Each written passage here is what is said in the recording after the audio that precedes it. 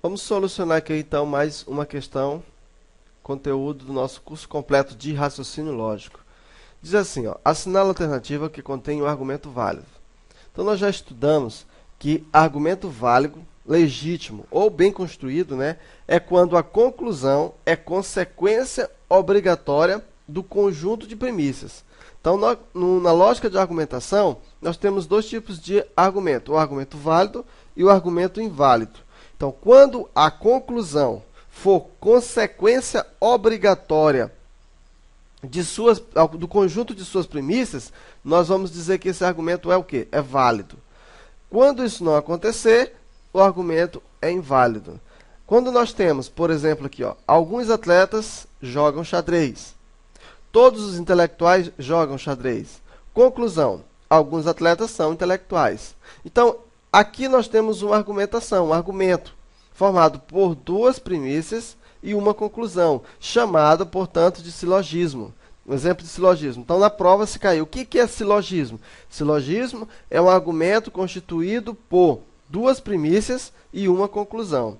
Para que esses argumentos sejam válidos, a conclusão tem que ser consequência obrigatória de suas premissas. E na letra B diz assim, ó, se eu estudasse tudo, eu passaria. Eu não passei. Conclusão, eu não estudei tudo. Veja, nós temos aqui na letra A, nós temos as palavras alguns atletas jogam xadrez, todos os intelectuais jogam xadrez. Alguns atletas são intelectuais. Então, no decorrer do nosso curso, você já aprendeu que quando nós fizermos uso de palavras como alguns, todos, nenhum, nós vamos resolver essas questões através de diagrama. Fica mais fácil de nós visualizarmos e resolvermos através de diagrama. Então vamos pegar a primeira premissa. Alguns atletas jogam xadrez. Vamos criar aqui um conjunto. Esse conjunto aqui vai ser constituído pelo quê? Pelas pessoas que jogam xadrez. Ó, alguns atletas jogam xadrez. O que ele está dizendo aqui? Ele está dizendo que alguns atletas jogam xadrez. Não são todos os atletas que jogam xadrez.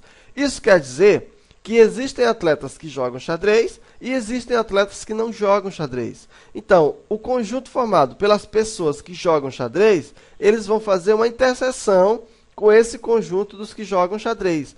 No entanto, não necessariamente são todos, somente alguns. Então, aqui observa que representa perfeitamente essa primeira premissa. Ó.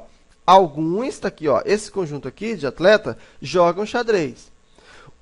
A segunda premissa diz, todos os intelectuais jogam xadrez. Veja que é diferente do primeiro.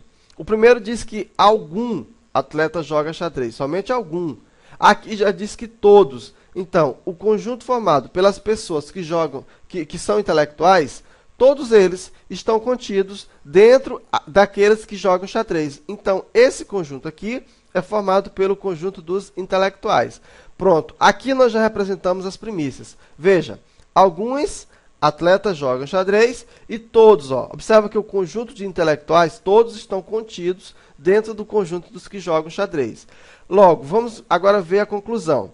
Para que esse argumento seja válido, essa conclusão ela tem que ser uma consequência obrigatória das suas premissas. Eu digo assim, ó, alguns atletas são intelectuais. Observa o seguinte, esses atletas que jogam xadrez, eles podem ser intelectuais, nada impede. Se esse conjunto de intelectuais tivesse mais para cá, tudo bem, daria certo. Mas você observa que não é obrigatório. Pode existir intelectual que não é atleta. Então, como isso acontece? Então, nós vemos o seguinte, que atleta não é uma consequência de ser intelectual. Então, essa conclusão não é uma consequência das premissas. Isso aqui pode acontecer, como não. E para que esse argumento seja válido, isso aqui tem que ser obrigatório. Portanto, esse argumento é inválido. Entendido? Então, ele é inválido por quê? Porque a conclusão não foi uma consequência obrigatória das premissas. Alguns atletas jogam xadrez, alguns atletas são intelectuais? Podem ser, como não. Existe a possibilidade de ser, mas não é obrigatório. Por não ser obrigatório, nós vamos considerar esse argumento, esse é um argumento inválido. Vamos resolver aqui o segundo. Diz assim, se eu estudasse tudo, eu passaria. Eu não passei. Conclusão, eu não estudei tudo. Para a gente resolver essa questão, você observa que aqui já não tem a palavra algum, todo, né? Então aqui já é diferente. Para esse exercício aqui, nós vamos substituir as afirmações, né? Nós vamos substituir por letras. Então, por exemplo, se eu estudasse tudo, no caso, estudar tudo, nós vamos substituir pela letra P. Passar, eu passar, nós vamos substituir pela letra Q. Então tá aí, ó. Se eu estudasse tudo, P, tá ok. Então vamos construir esse argumento aqui, vamos construir através de letras, a representação de letras. Então eu tenho, ó, se eu estudasse tudo. Ó, estudar tudo é representado, né, pela letra P, então fica P. Como aqui nós temos o conectivo se, então aqui é condicional. E eu passaria é o que. Então tá aí. Se eu estudasse tudo, passaria. Observa, na segunda premissa diz eu não passei. Então, como eu não passei, aqui vai ficar o quê? O não que. Porque eu passar é representado por que. Eu não passar, representado por não que. A conclusão disso, o resultado desse argumento é que eu não estudei tudo. Eu estudar tudo é representado por quê? Pelo P. Eu não estudei tudo, representado pelo não P. Tá? Gente, então aqui observa que a gente o que vai levar em consideração são as informações. Então, o tempo verbal a gente vai adequar de acordo com aquilo que a gente está fazendo. Muito bem, então como que nós vamos resolver essa questão? Ora, nós temos aqui um argumento simples, um silogismo. Então, para resolver isso, nós vamos fazer o seguinte. Nós vamos considerar os argumentos como sendo, as primícias como sendo verdadeiras e, consequentemente, a conclusão também verdadeira. Isso aqui é um artifício. Para que esse argumento seja válido, então a conclusão tem que ser consequência das suas premissas. Então, se eu considerar a conclusão como verdadeira, as premissas também deverão ser verdadeiras. Então, vamos lá. Se eu considerar todo mundo verdadeiro, ó, isso aqui é um artifício, né, que nós utilizamos para resolver esse tipo de questão. Então, observa.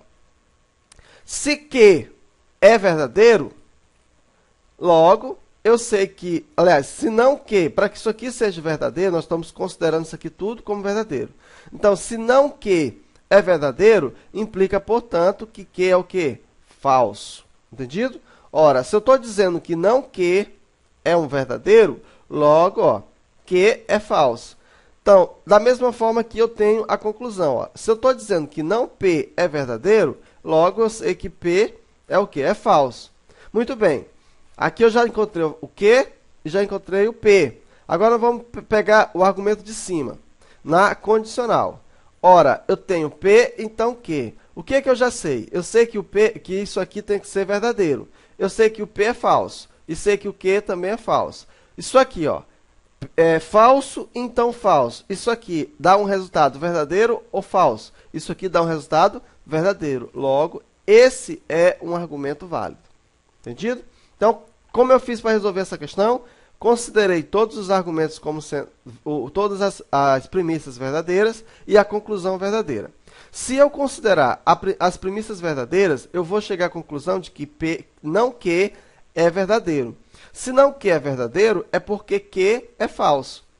Se o P é não P é verdadeiro, é porque o P é falso. Substituo esses dois valores no primeiro, e aí eu tenho como resultado um resultado verdadeiro. Consequentemente, todo mundo verdadeiro. Nesse caso aqui, nós estamos tratando de um argumento válido. Então, você viu aí das várias formas de se resolver essa questão, duas formas, uma através de diagrama e outra através simplesmente da simbologia. Tá? Então, um abraço para você e até a próxima questão.